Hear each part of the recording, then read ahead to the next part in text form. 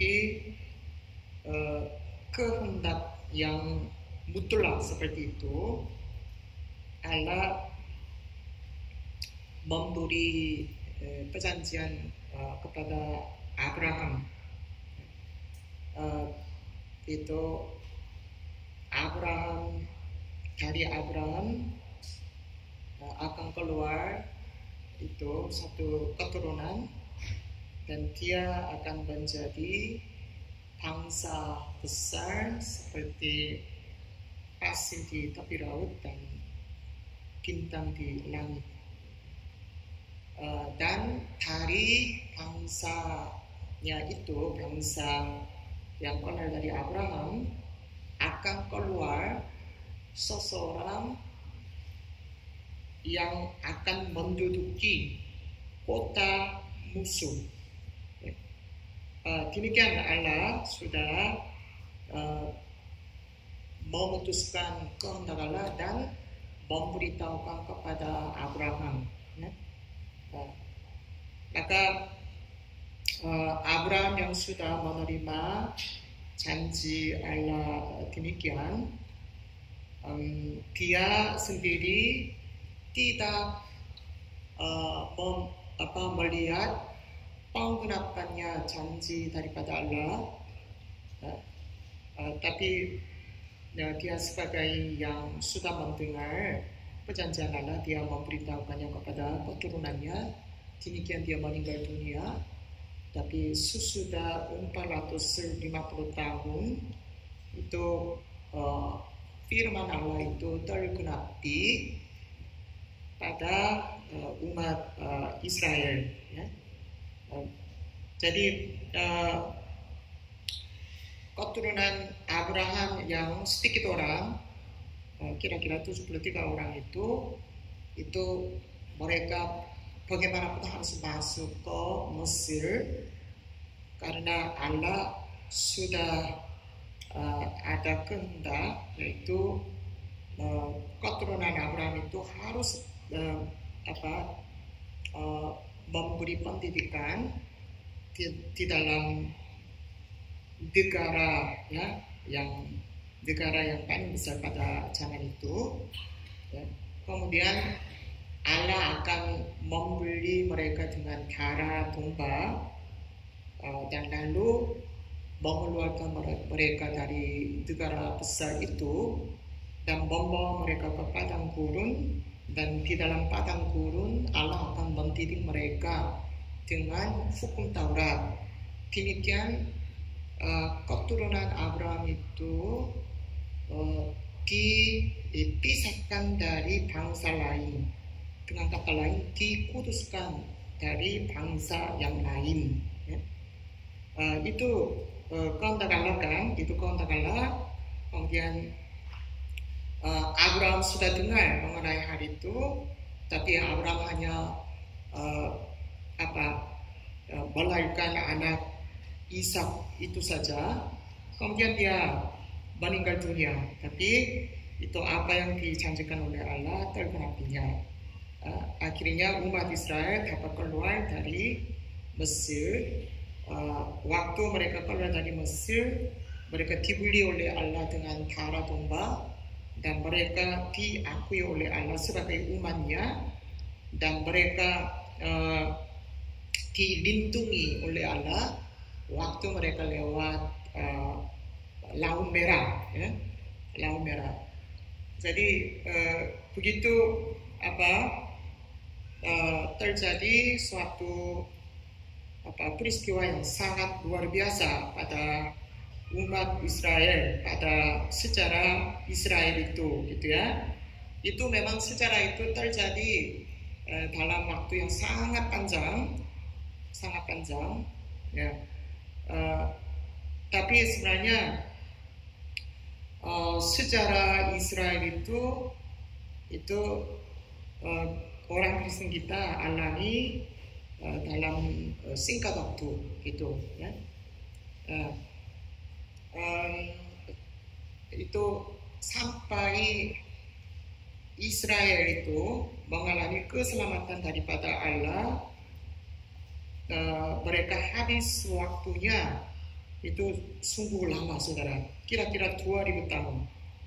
Abraham mendengar perjanjian daripada Allah itu kira-kira 2000 tahun yang lalu. Kemudian mereka keluar dari Mesir itu kira-kira 1500 tahun yang lalu. Maksudnya lalu itu sebelum Yesus itu maksudnya. Sebelum Yesus itu. Jadi sampai umat Israel benar-benar itu melihat keturunan Abraham dan Daud yang akan menduduki kota musuh itu baru itu hal itu terjadi 2000 tahun sesudah Abraham mendengar janji Allah. Ya, demikian baru 2000 tahun. Kalau hari kita juga 2000 tahun yang lalu ya. Hari kita juga 2000 tahun yang lalu itu anak Allah datang ke dunia ini sebagai manusia itu. Ya. Jadi itu sekarang hari ini punya itu supaya Allah menjadikan keturunan Abraham itu sebagai bangsa Allah. Allah itu betapa Allah berusaha juga sebenarnya ya, sangat-sangat Allah berusaha. Jadi dari Adam keluar perempuan, sebelum Adam itu ada itu kan manusia yang tidak ada roh gitu. Kemudian sesudah mereka menjadi banyak, Allah pilih satu orang, kemudian kepadanya Allah menghembuskan roh. Sesudah itu Allah menjadikan perempuan dari tulang rusuknya Adam, kemudian itu diantara dua keluarnya Set, kemudian itu turun sampai zaman Du, gitu kan? Kemudian itu zaman Du itu karena keturunan Adam itu kawin dengan keturunan manusia yang tidak ada roh, itu keturunan Adam itu makin sedikit gitu kan, makin sedikit.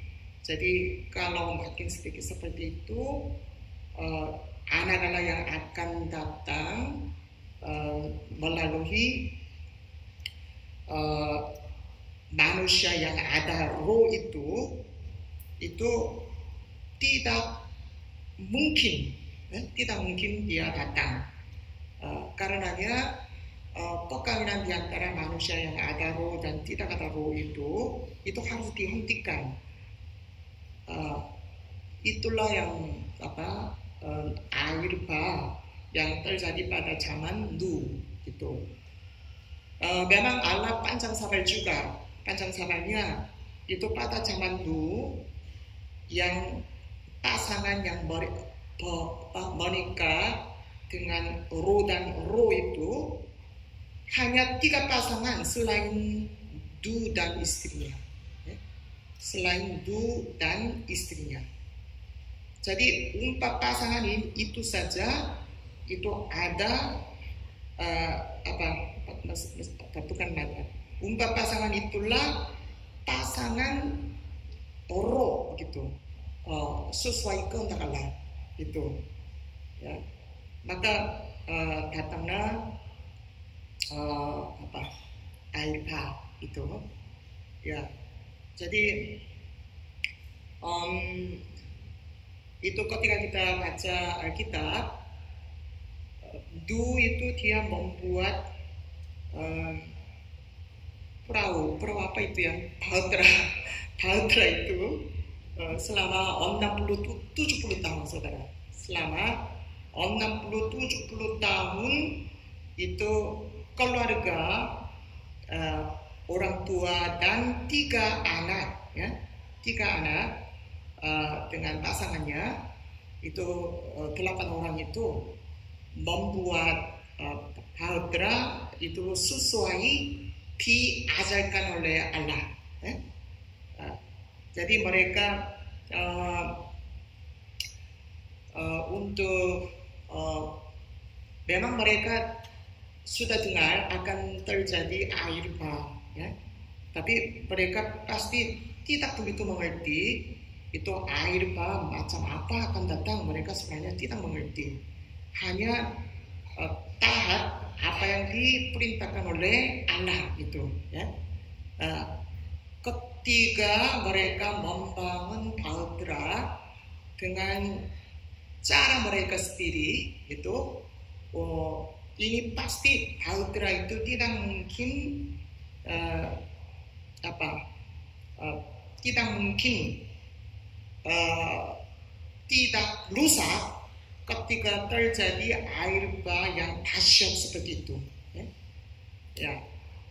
Jadi air itu kan itu sampai puncaknya pegunungan kan, sampai puncaknya pegunungan itu selama berapa 3 bulan kan, selama 3 bulan itu puncaknya, maka itu satu pun yang ada nyawa tidak mungkin hidup ketika terjadi air bah seperti itu, ya. Maka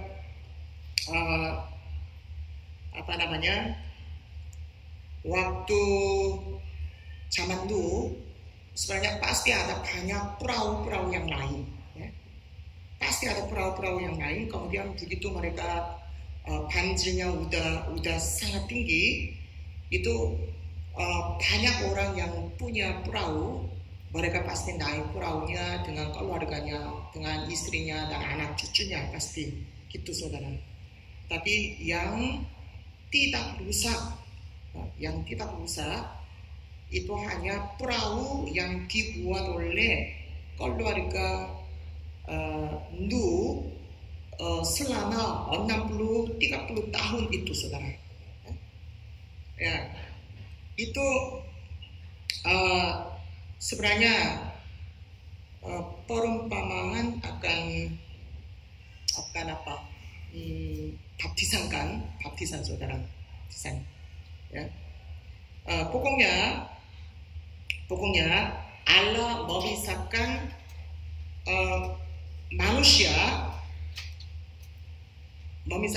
manusia sebagai kepunyaannya atau sebagai umatnya itu dengan cara daripada Allah, dengan cara daripada Allah, bukan dengan cara dari pendapat manusia, gitu. Itu banyak orang mengatakan menurut aku seperti ini, mengapa Allah seperti ini itu, gitu ya. Banyak orang bicara demikian. Tapi cara Allah memisahkan manusia sebagai umatnya dari bangsa-bangsa yang lain, sebenarnya cara yang tidak begitu masuk akal bagi kita sebenarnya, gitu ya. Jadi umat Israel yang hanya hidup sebagai budak di dalam Mesir itu dipisahkan oleh Allah sebagai umatnya itu caranya pada ambang pintu mereka itu oresnya darah tumbang, ya? Itu heran kan, di ambang pintu Allah mengatakan oreslah darah anak domba pada ambang pintu kamu. Kalau begitu malaikat yang diutus oleh Allah untuk membunuh anak sulung tidak akan masuk, begitu. Maka maunya datang dengan cara apa ya? Mungkin bisa juga penyakit ya. Kalau kita mungkin katakan saja penyakit sampalnya datang. Kalau gitu kita cuci tangan dengan baik ya. Kemudian kita semprot itu kan obat. Kemudian kita makan makanan apa bagus apa, pokoknya kita pasti akan dididik sama para dokter seperti itu kali saudara. Tapi begitu maunya datang pada daerah Mesir itu umat Israel dengar dari Musa itu kamu harus ores darah anak domba pada ambang pintu kamu, hanya itu saja. Maka ini betapa tidak masuk akal sebenarnya. Tapi Allah dengan cara demikian memisahkan umat Israel seperti itu, kemudian membawa mereka ke padang gurun dengan cara melewati Laut Merah itu, ya, Laut Merah, saudara. Sebenarnya mereka supaya masuk ke padang gurun itu sebenarnya tidak perlu harus lewat Laut Merah itu. Ada jalan lain juga, saudara. Tapi Allah menyuruh Musa supaya membawa mereka melalui Laut Merah itu, ya. Karena waktu itu ada jalan raya, saudara, ya. Jalan raya itu jalan raya yang karena Mesir itu negara besar, dari negara-negara sekitarnya ada banyak orang yang import ekspor itu, makanya dari zaman dulu udah terkenal jalan raya ada di antara Mesir dan di antara negara-negara Palestina lain sebenarnya. Tapi di jalan itu ada banyak tentara-tentara dari negara-negara yang sekitarnya, maka itu umat Israel takut menghadapi tentara dari negara lain gitu juga. Kemudian Allah memberi perintah kepada Musa supaya membawa mereka ke Laut Merah. Mereka harus menyeberangi Laut Merah dan masuk ke padang gurun. Itu caranya. Jadi tidak masuk akal, saudara. Itu kalau lewat jalan, kemudian kalau tentara-tentara yang menyerang mereka itu Allah mengutus para malaikat dan membunuh mereka, kalau itu mereka bisa lewat gitu. Pikiran kita demikian. Tapi tidak demikian. Allah suruh Musa membawa mereka ke padang gurun melalui Laut Merah. Itu. Maka Musa tuntut aja bawa mereka ke Laut Merah. Laut Merah yang begitu dalam dan tinggi, itu bagaimana mereka bisa lewatnya. Tapi Musa juga tidak terpikir, pokoknya karena Allah suruh mereka ke Laut Merah supaya masuk ke padang gurun, Musa tuntut aja. Kemudian umat pun ikut Musa dan mereka tiba di Laut Merah gitu.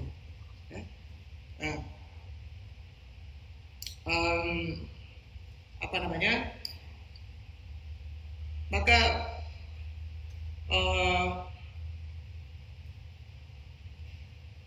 Laut Merah itu terbelah. Itu terjadi, saudara. Laut Merah itu terbelah. Jadi karena Laut Merah itu terbelah, itu sebenarnya dalam sejarah manusia terjadi suatu tanda-tanda heran yang sungguh luar biasa pada waktu umat Israel itu masuk ke padang gurun itu, saudara. Sesudah itu memang tidak pernah terjadi laut yang begitu dalam itu terbelah itu.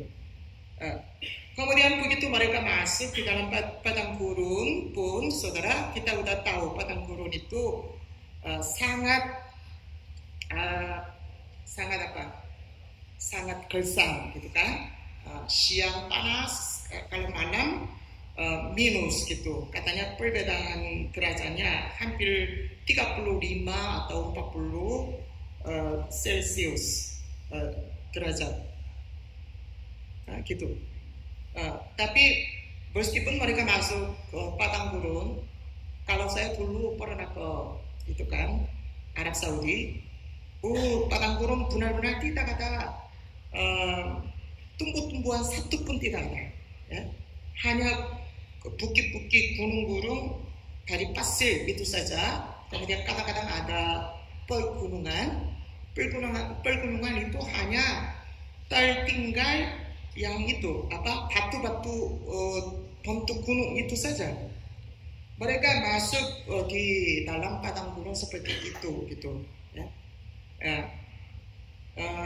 Tapi tiang api dan tiang awan itu melindungi mereka ya, melindungi mereka terus, memimpin mereka terus kan ya. Hal mereka Israel dipisahkan oleh Allah dari dunia itu disebut Allah membesarkan mereka seperti Raja Wali membesarkan anak-anaknya ya. Di dalam bilangan Allah mengatakan demikian saudara. Jadi burung Raja Wali itu menetes itu anaknya itu di dalam sarang yang berduri ya. Biasa kita lihat burung-burung mereka bikin sarang untuk menetes anak. Mereka cari bahan-bahan yang halus yang bagus gitu ya, supaya anak yang keluar dari telur tidak tertusuk ya, harus bagus gitu kan, baik-baik gitu. Tapi kalau burung Raja Wali tidak demikian. Mereka bikin sarangnya dengan duri yang sangat tajam. Maka anak-anak yang keluar dari telur itu pertama dia udah mulai ditusuk dengan duri-durinya dari sarang yang disiapkan oleh ibunya. Itu betapa kejamnya ya membesarkan anak seperti itu. Maka anak-anak burung Raja Wali dari kecil dia tidak enak hidupnya ya. Bergerak sedikit aja tertusuk, bergerak ke sana aja tertusuk gitu saudara ya. Jadi karena tertusuknya itu anak-anak itu mau keluar dari sarang itu ya. Tapi waktu mereka udah tidak enak dalam sarang itu mau keluar, mereka belum kuat itunya sayap itu bulu ya, itu aja belum keluar, bulunya juga belum keluar, sayap juga hanya ada bentuk kecil saja, dia tidak bisa berterbang. Itu dengan demikian dia mau keluar saudara. Jadi karena tertusuk tidak bisa betah, maka mereka menjatuhkan diri kan ya. Tapi ininya sayapnya nggak bisa terbang, maka dia begitu jatuh, maka dia merasa aku mati gitu. Baru ibunya datang, kemudian dengan sayapnya itu biar anaknya dia duduk pada sayapnya ibu itu. Baru ibunya terbang lagi, kemudian anaknya ditaruh sarang yang duri-duri itu lagi. Itu begitu berulang-ulang kan. Karenanya dari kecil burung Raja Wali itu dia udah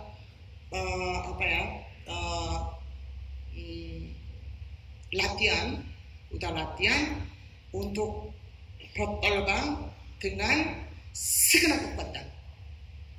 Itu saudara, itu kita dengar gitu ya.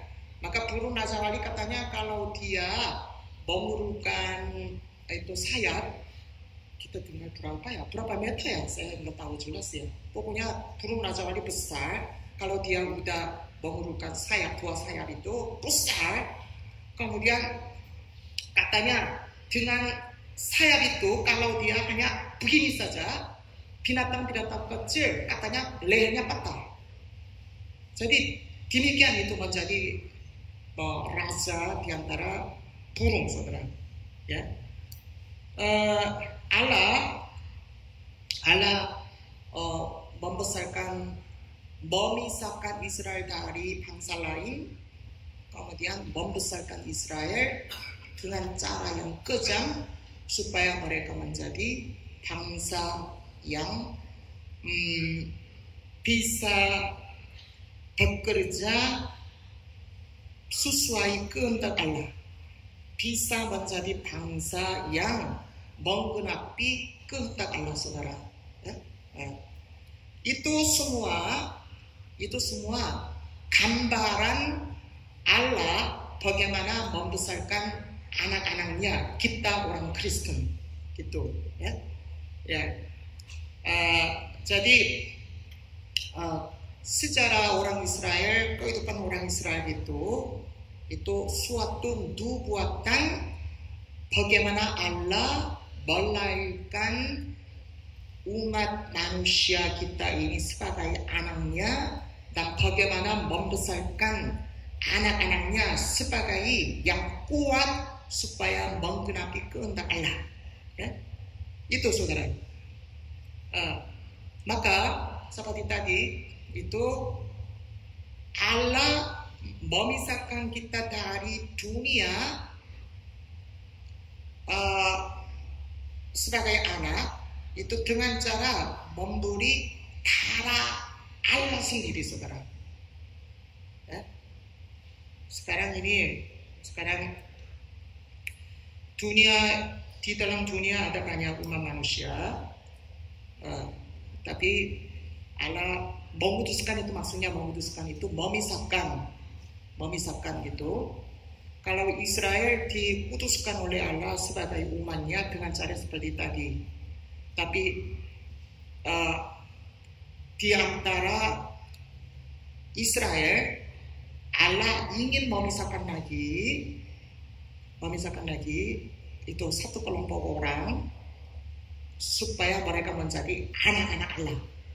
Ya? Maka itu bagaimana Allah memutuskan manusia. Memutuskan itu maksudnya kita udah mengerti. Kuduskan itu bukan secara moral etika orang tidak berdosa, bukan arti itu. Itu orang dari kita harus mengerti, gitu ya. Orang Israel dikuduskan atau dipisahkan dari Mesir bukan karena mereka lebih bagus moral etika, bukan. Ya.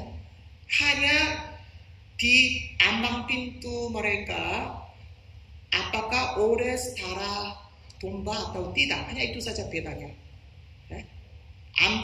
Pada ambang pintu mereka apakah ada darah domba atau tidak ada. Kalau ada darah, meskipun orang itu bukan keturunan Adam 100% pun, mereka diakui oleh Allah sebagai yang kudus, mereka termasuk ke bangsa Israel. Sedangkan meskipun bangsa Israel 100% dari Abraham, tapi apabila pada ambang pintu mereka tidak ores darah domba, mereka tidak diakui pada malam itu, maka anak sulung mereka semua mati.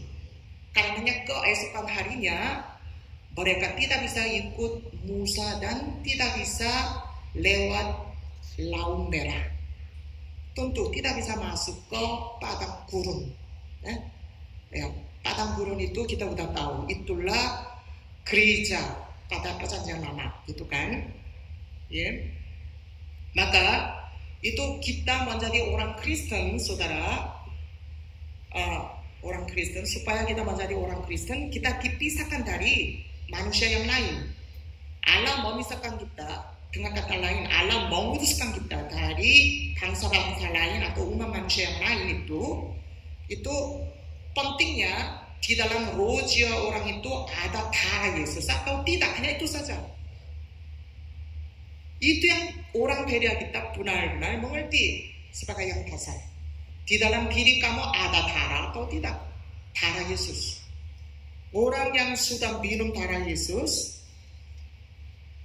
baru dia boleh dibaptis, saudara.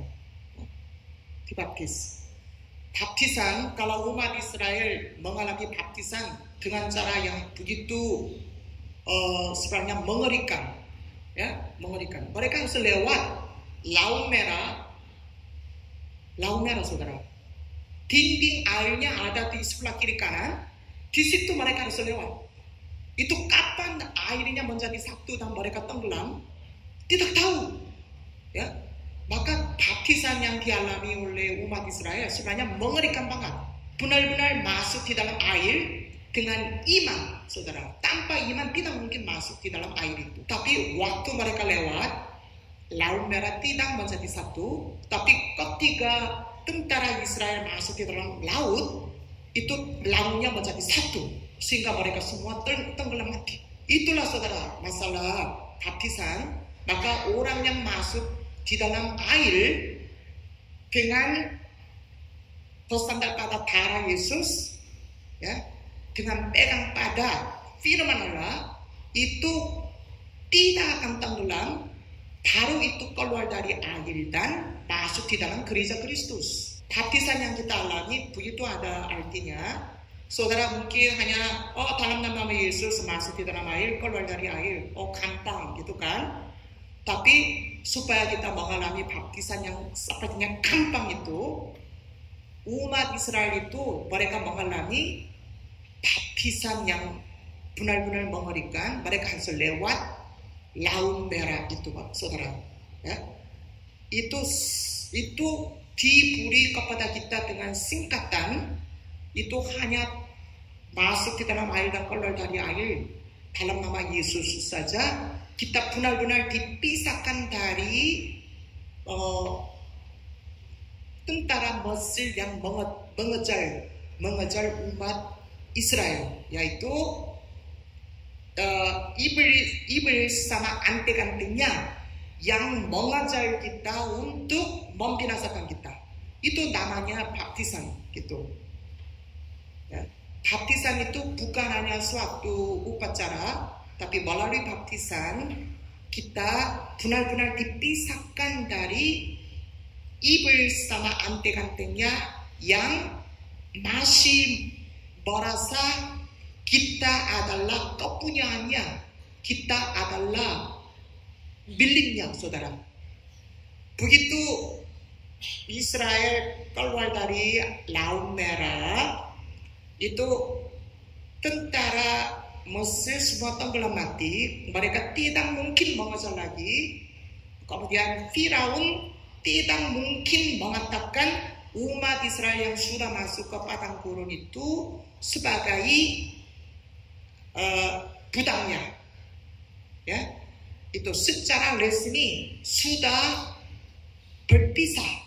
Umat Israel sudah berpisah dari Mesir secara resmi karena mereka sudah mengalami darah anak domba, kemudian karena mereka lewat Laut Merah itu, yaitu baptisan itu. Kita, orang Kristen kita, sama saudara, kita yang sudah minum darah Yesus, sesudahnya kita dibaptis itu dengan ketaatan akan perintah dari Tuhan Yesus itu sebenarnya secara resmi kita bukanlah budaknya iblis lagi. Kita benar-benar menjadi anak Allah yang resmi itu. Dan baru anak Allah yang resmi itu boleh masuk ke padang gurunnya, itu boleh masuk di dalam gereja Kristus. Maka demikian saudara sedang masuk di dalam gereja Kristus bukan karena saudara secara moral etika saudara baik, bukan. Tapi karena saudara minum darah Yesus, karena saudara dibaptis dalam nama Yesus itu yang saudara harus mengerti. Begitu masuk di dalam padang gurun, yaitu gereja Kristus kita ini, apakah saudara enak hidupnya? Tidak, saudara. Seperti burung Raja Wali tadi membesarkan anak, dari kecil atau meskipun saudara udah dari kecil menjadi orang Kristen, kehidupan kita sebagai orang Kristen apakah enak? Tidak, saudara.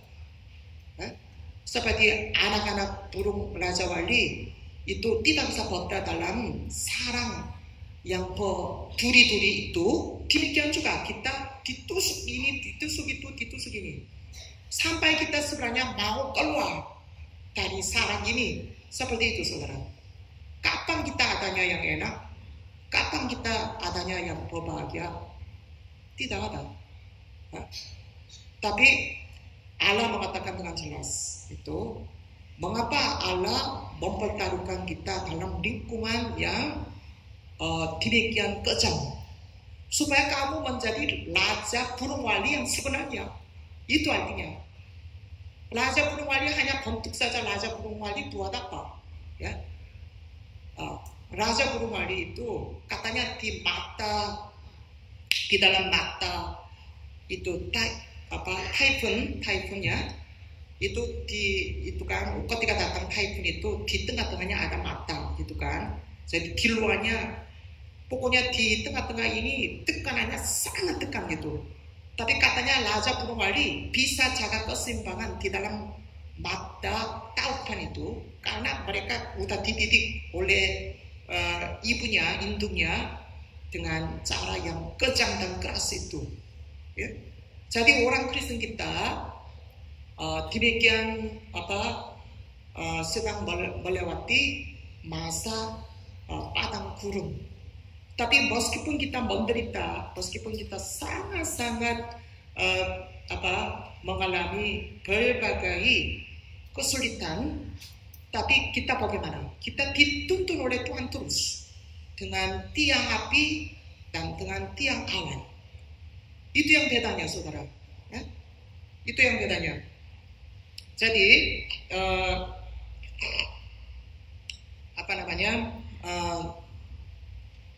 kalau umat Israel mengalami apa yang kita alami dalam kehidupan iman, kalau kita yang hanya 5 tahun atau 3 tahun atau 10 tahun itu dialami oleh Israelnya 2000 tahun, saudara, 2000 tahun. Kalau kita dalam singkat di dalam kehidupan kita alami apa yang dialami oleh Israel itu, tapi yang pentingnya, saudara, itu Allah memisahkan kita seperti itu dan mengutuskan kita dari manusia yang lain dan membawa kita ke kerajaan surga sebagai pemenang besar. Itu karenanya Allah itu memberi jalan yang beda dengan yang dunia, daripada dunia. Demikian Allah mengutuskan kita terus menerus. Itu kita mengerti. Tapi jemaat kita itu kalau ada masalah dengan tubuh, saudara, mengeluh, itu sangat bodoh, saudara. Tubuh kita bagaimanapun akan alami masalah seperti itu terus. Tubuh kita tidak pernah ada enaknya. Sampai meninggal dunia, kita hidup seperti itu, saudara. Tubuh memang akan mengalami penderitaan dengan penuh. Tapi meskipun kita mengalami penderitaan demikian, itu apakah kita bisa menang terus seperti Raja Wali tadi? Sehingga kita bisa diakui oleh Allah. Aku adalah bapamu, kamu adalah anakku. Benar-benar Allah dengan senang hati harus mengakui, aku adalah bapamu, kamu adalah anakku. Harus seperti itu, saudara. Saudara tidak boleh sampai aku adalah Allahmu, kamu adalah umatku. Tidak boleh demikian. Kalau saudara hanya diputuskan sampai sebagai umat Allah, saudara hanya memanggil Allah sebagai Allah saja, kita tahu kan, kita tidak mungkin masuk ke kerajaan surga melalui kebangkitan pertama. Artinya apa? Kita bagaimanapun harus lewat penghakiman. Sungguh saudara mengerikan. Maka kita harus diputuskan sampai Allah dapat mengakui kita sebagai anaknya. Kita pun panggil Allah sebagai Bapa kita tanpa ragu-ragu. Sampai seperti itu kita harus menjadi yang kudus gitu. Kudusnya bukan arti moralitika kan? Bukan arti moralitika. Roh jiwa saudara sampai mana menjadi kudus, menjadi dipisahkan dari dunia itu. Itu yang penting, saudara. Tadi siang kita mendengar firman, saudara, belilah ladang. Jadi belilah ladang kan, belilah ladang. Ya.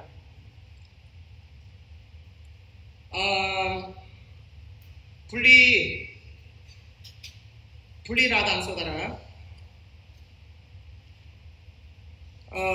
beli ladang.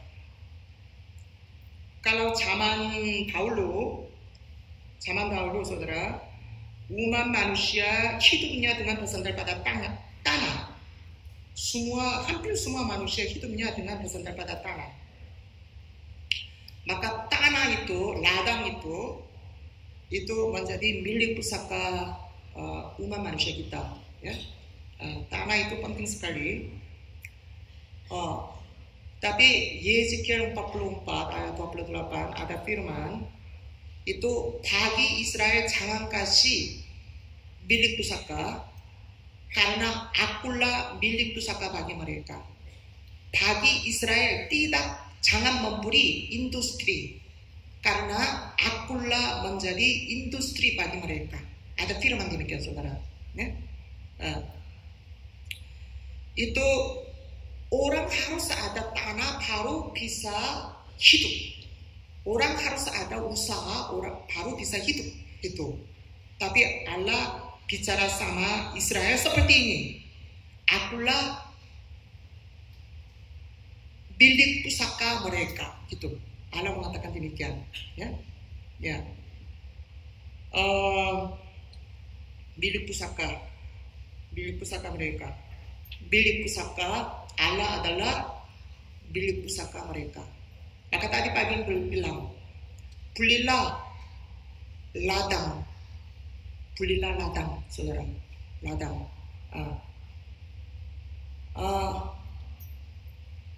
Belilah ladang, saudara. Tadi Matius 13 itu ayat berapa? 44 ya. Itu mengatakan itu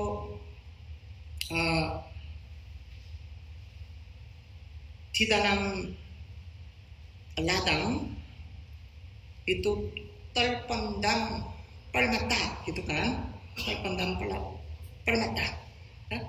Maka kamu beli ladang di mana permatanya terpendam itu gitu ya.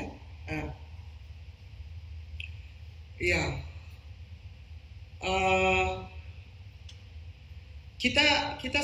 Kita sangat rindu kita punya tanah ladang atau industri kita. Tapi Allah mengatakan bagi orang Kristen tidak boleh adanya milik pusaka yang lain. Akulah milik pusaka bagi mereka. Gitu. Akulah milik pusaka bagi mereka. Maka kamu harus membeli ladang di mana terpendam permata. Itu firmannya yang tadi kita dengar. Ya. Saudara, itu bukan arti saudara tidak cari uang untuk saudara minum dan makan, bukan arti itu. Tapi roh dan jiwa saudara itu gimana? Benar-benar saudara harus memiliki milik pusaka, yaitu Yesus Kristus itu harus menjadi milik pusaka saudara.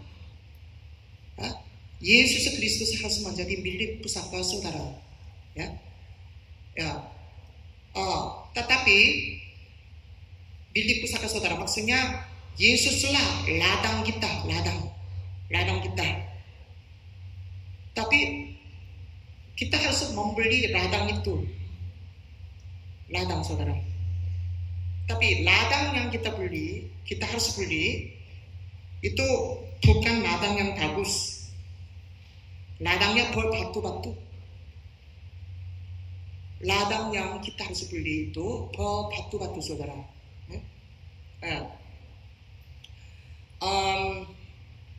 Itu kekristenan kita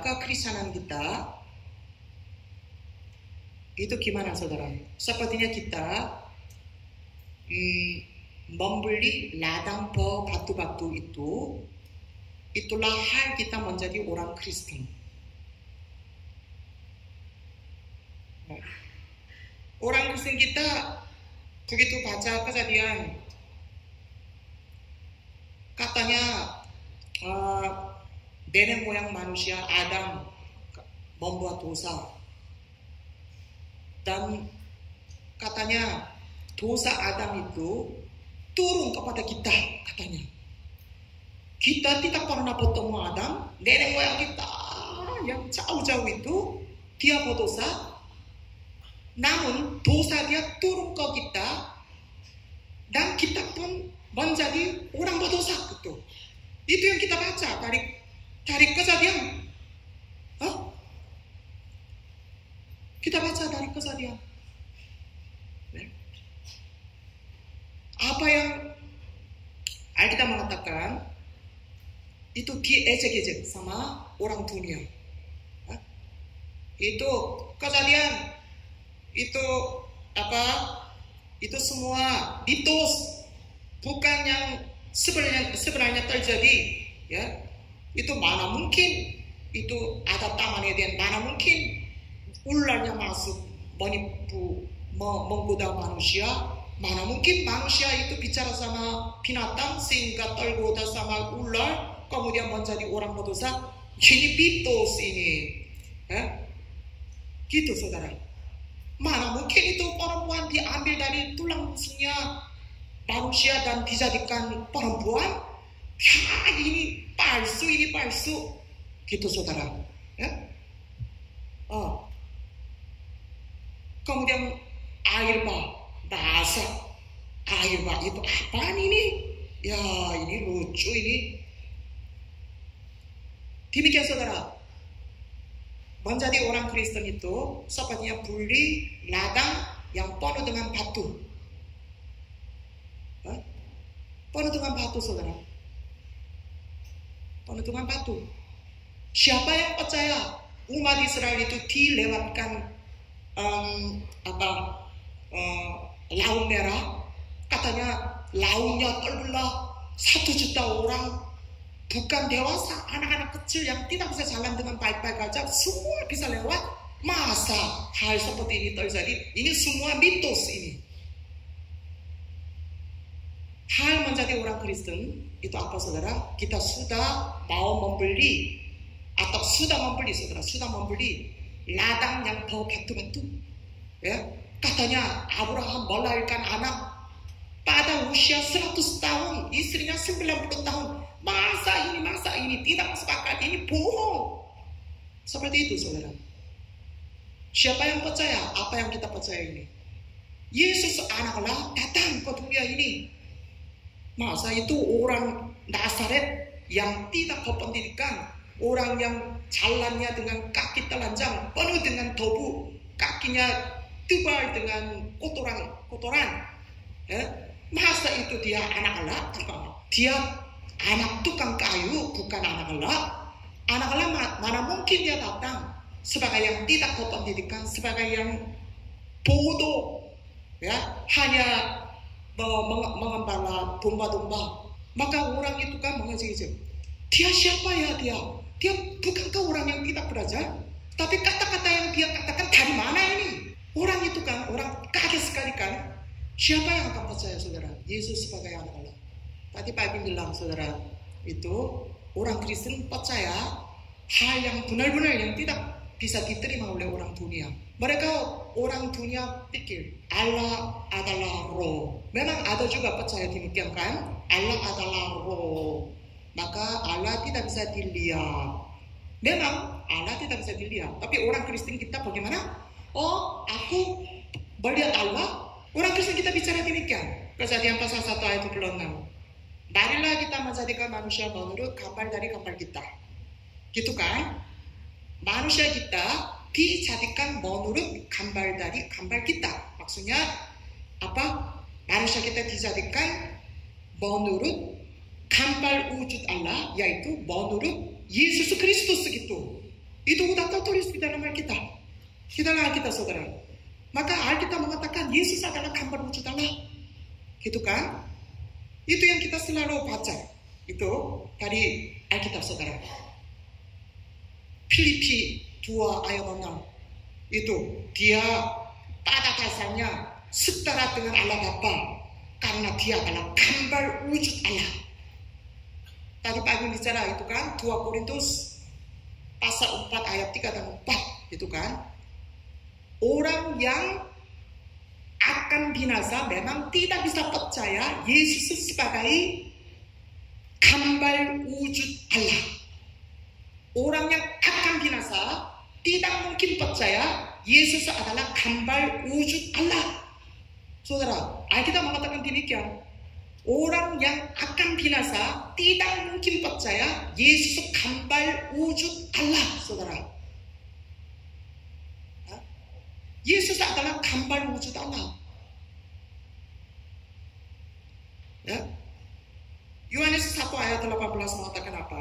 Pada dasarnya orang tidak ada yang melihat Allah, tapi anak tunggal Allah yang keluar dari pangkuan Bapa menyatakan Allah yang tidak kelihatan. Pada dasarnya orang tidak melihat Allah. Tapi bagaimana? Anak tunggal Allah yang keluar dari pangkuan Bapa menyatakan Allah yang tidak kelihatan. Bagaimana menyatakan Allah yang tidak kelihatan, saudara?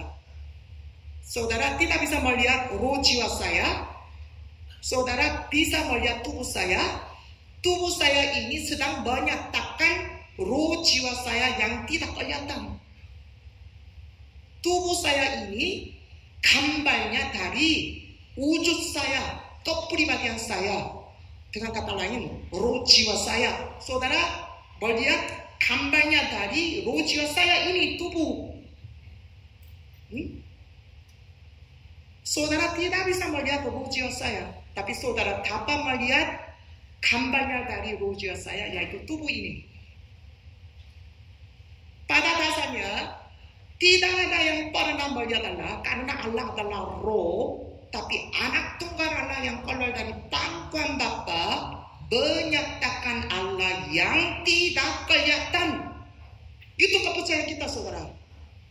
Yesus adalah gambar Allah, gambar wujud Allah. Mereka yang melihat Yesus melihat Allah. Itu artinya Yesus adalah Allah. Yesus adalah Allah, saudara. Mengapa? Karena dialah gambar wujud Allah. Ini saya, saudara. Ini tubuh ini, meskipun jelek, ini saya. Karena gambar dari roh jiwa saya. Itu umat manusia, orang Kristen kita percaya Allah adalah roh. Allah adalah roh, saudara. Tapi Allah datang sebagai manusia. Allah datang sebagai manusia. Itu yang kepercayaan kita. Orang lain mana mungkin percaya demikian, saudara? Nah? Masa Allah bisa datang sebagai manusia? Itu artinya Allah kawin sama perempuan. Bodohnya mereka sampai seperti itu. Tapi kita percaya Yesus adalah Allah. Anak Allah itu artinya Allah. Maka Thomas juga mengakui, engkau adalah Allahku. Allahku. Nathanael juga mengakui, engkau adalah Allah, Allahku. Allah dia. Saudara, Allah adalah roh, tapi kita melihat Allah karena gambar wujud Allah menyatakan ke dunia ini sebagai manusia, saudara. Kita melihat Allah. Bukan hanya itu, kita minum darah Allah, kita makan daging Allah. Siapa yang akan percaya akan hal itu? Maka lemparkan batu terus kepada orang Kristen, kepada gereja Kristus, sebanyak kepada Yesus Kristus sendiri. Kita siapa, saudara? Kita adalah yang membeli ladang yang berbatu-batu seperti itu, saudara. Karena orang Kristen kita sendiri tahu, meskipun ladang yang kita beli betul tumpuk dengan batu-batu yang dilemparkan dari orang dunia, tapi di dalamnya terpendam permata Allah, yaitu Yesus. Yesus, saudara. Kita yang menemukan Yesus, kita percaya Yesus, kita yang menerima Yesus itu sudah memperoleh keselamatan, memperoleh hidup kekal, memperoleh rumah Bapa di surga. Rumah Bapa, saudara. Itu kita membeli ladang yang berbatu-batu itu, saudara. Maka kita berani membeli ladang. Mengapa?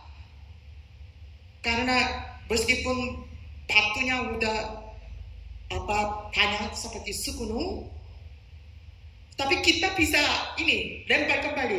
Oh, ini bukan yang harus ada di tanah ini. Karena kita dengan berani kita harus bersaksi Yesus adalah anak Allah, Yesus adalah Kristus, saudara. Kita seumur hidup kita harus mengakui Yesus adalah anak Allah dan Kristus. Dengan pengakuan demikian, itu ladang kita yang bertumpuk-tumpuk dengan batu itu menjadi halus. Jadi batu yang melemparkan kepada Yesus, dia anak haram, itu dilemparkan. Dia adalah anak Allah. Dia mati dengan dosanya sendiri. Kita ambil batu itu lemparkan. Bukan dia mati karena menanggung dosaku. Iya. Jadi dia tetap mati di salib. Mana mungkin orang mati bisa bangkit? Itu bukan Yesus bangkit. Kita lempar bangkit. Kita tahu Yesus bangkit naik surga. Buktinya Yesus mengutus Roh Kudus ada di dalam diriku. Demikian kita lempar batu lagi. Itulah, saudara, cara kita menjaga ladang yang kita beli. Itu apa yang mereka lawan sama Tuhan Yesus, lawan sama iman kita, lawan sama itu milik pusaka kita harus lawannya dengan cara seperti tadi. Itu kesaksian akan Yesus seperti ini sebenarnya sulit dapat dari gereja-gereja yang lain, saudara. Tapi kita bersyukur sekali. Kita dapat guru yang begitu luar biasa, Pak Kim. Jadi kita kalau belajar firman dari Pak Kim dengan sungguh-sungguh, kita ada kemampuan yang bisa melemparkan batu yang sedang bertumpuk pada ladang yang kita beli ini. Kemudian itu ladang kita menjadi ladang yang sangat bagus. Disitulah, saudara, akan keluar pohon besar. Untuk menolong hal seperti ini, saudara, Roh Kudus ada di dalam diri kita. Roh Kudus datang di dalam diri kita itu supaya menuntun kita dengan tiang api, tiang awan, ya. Meskipun tubuh kita berada di tengah-tengah sarang yang berduri-duri, tapi Roh Kudus menuntun, memimpin kita, mengajar kita, mengingatkan firman dari Yesus itu agar kita menjadi benar-benar anak Allah yang sesungguhnya, yang sungguh itu memperoleh keselamatan dan hidup kekal di kerajaan surga. Ya. Jadi demikian, saudara, umat Israel lewat padang gurun akhirnya tiba di Yerusalem. Demikian juga, saudara, melalui kehidupan iman di dalam gereja Kristus kita, saudara harus mengerti, tubuh saudara tidak akan berubah menjadi enak. Tubuh pasti mengganggu kita. Karena tubuh ini ada, kita sangat-sangat menderita juga. Tapi saudara, tadi kita pagi bilang, kamu tidak boleh kembali ke Mesir, gitu kan? Kita tidak boleh terpikat dengan urusan tubuh, saudara. Tidak boleh terpikat dengan urusan tubuh. Banyak orang itu begitu percaya kepada Yesus, kembali ke tubuhnya. Ya, aku percaya Yesus, aku memberi peluang, aku itu setia sama Tuhan. Tapi akhirnya aku jadi orang yang sakit begini. aku jadi orang yang lumpuh begini, itu di mana ada Tuhan Yesus? Banyak orang demikian saudara. Aku menikah dengan pemberkatan dari gereja Kristus. Tapi pernikahan aku mengapa seperti ini? Mengapa? Pernikahan saudara, saudara harus satu orang harus pokoknya suami istri harus tunduk pada Yesus, taat pada firman Tuhan. Kalau begitu tidak akan terjadi masalahnya. Tapi dua-duanya tidak taat sama Tuhan, tidak taat sama perintah Tuhan, maka berantem melululah. Roh jiwanya belum sempat bertumbuh, belum sempat menjadi raja wali, tapi karena urusan tubuh ini kembali ke Mesir, binasalah. Maka mereka yang mau binasa, mereka yang mau ke Mesir, terserah saudara, berantem terus dengan masalah tubuh. Masalah tubuh saudara. Mengeluh kepada Allah terus, ya. Meskipun percaya Allah kasih penyakit begini, meskipun percaya Allah aku jadi orang miskin, meskipun percaya Allah aku terkutuk begini, meskipun percaya Allah anak-anakku tidak berkembang, meskipun percaya bisnis aku tidak berlangsung baik. Seperti itu saudara, silakan ke Mesir supaya binasa. Tapi kalau saudara tidak mau binasa, urusan tubuh biarlah dia jadi apa? Karena urusan tubuh tidak ada enaknya. Sampai meninggal dunia, tubuh pasti tidak enak saudara. Sampai meninggal dunia, orang yang kita sudah tua mengalami kesulitan terus. Tubuh kita sampai mana? Kira-kira sampai usia 20 tahun kita mengalami puncaknya tubuh. Tapi sudah 20 tahun turun aja, turun terus. Turun, tidak mungkin kembali menjadi ke usia 20 tahun. Tapi mereka semua maunya ke 20 tahun. Itu mana mungkin bisa demikian saudara? Tubuh pasti akan merosot terus, akan usang terus, akan lemah terus, akan sakit juga. Tapi roh jiwa saudara sekarang apakah sudah membeli ladang?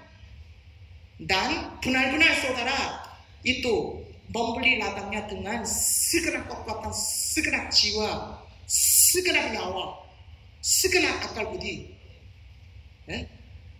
supaya ladang yang saudara beli yang berbatu-batu itu menjadi ladang yang bagus. Itu yang penting saudara. Maka kita bela Yesus dengan firman kebenaran, itu harus ada di dalam kehidupan kita. Kalau seperti itu, roh jiwa kita makin baru, makin besar, makin bertumbuh. Sedangkan tubuh kita makin merosot, makin usang, makin lemah. Kalau tidak demikian, kapan roh jiwa kita keluar dari tubuh yang sementara, yang jelek ini? Roh jiwa kita sekarang terkurung pada tubuh yang jelek ini. Tapi harus keluar dari tubuh supaya mendapat tubuh kawan kita. Demikian saudara, kita harus kudus terus. Jangan salah pikir, kekudusan itu tidak berzina, tidak mencuri, pokoknya tidak berfitnah. Itu yang kudus. Memang kita jangan melakukan itu memang. Tapi dengan memelihara hal-hal yang demikian, kita tidak mungkin menjadi yang kudus di hadapan Allah. Saudara mau jadi orang kudus di hadapan manusia atau di hadapan Allah? Kalau saudara memelihara moral etika seperti itu, saudara menjadi yang kudus dari pandangan manusia. Kalau saudara hanya diakui yang kudus dari pandangan manusia, itu Mesir disiapkan, kebinasaan disiapkan. Tapi apabila saudara menjadi yang kudus dari pandangan Allah, saudara bersandar pada darah Yesus dengan sepenuhnya, saudara benar-benar percaya Yesus sebagai Kristus. Tanpa Tuhan Yesus itu tidak ada harapan. Maka demikian itu taat pada semua perintah dari Tuhan Yesus. Demikian memutuskan terus dirinya. Kalau gitu, saudara pasti akan menjadi anak Allah yang sesungguhnya sampai tiba di kerajaan surga sebagai pemenang besar. Demikian kita harus itu menjalankan kehidupan iman sesuai kehendak Allah, saudara. Itu ampuni suami dengan cepat. Jangan sampai matahari terbenam masih membenci suami kamu. Jangan membenci istri kamu sampai mataharinya sudah terbenam. Sebelum matahari terbenam, ampunilah istri juga, ampunilah suami juga, ampunilah musuh-musuh kita. Sebenarnya tidak ada musuh di antara manusia. Musuh kita itu iblis sama antek-anteknya roh kotor. Maka ampunilah sesama kita, ampunilah suami kita, ampunilah istri kita. Pokoknya kata-kata apapun dari Tuhan Yesus kita taat. Demikian kita memutuskan diri kita terus. Itulah keputusan yang kita cari. Jadi demikian saudara, kita membeli ladang. Kemudian kita harus jaga ladang kita yang dimana terpendam permata, yaitu Yesus Kristus, yaitu keselamatan dan hidup kekal. Itu itulah kehendak Allah akan kita yang sudah menjadi anak-anak Allah. Itu saudara.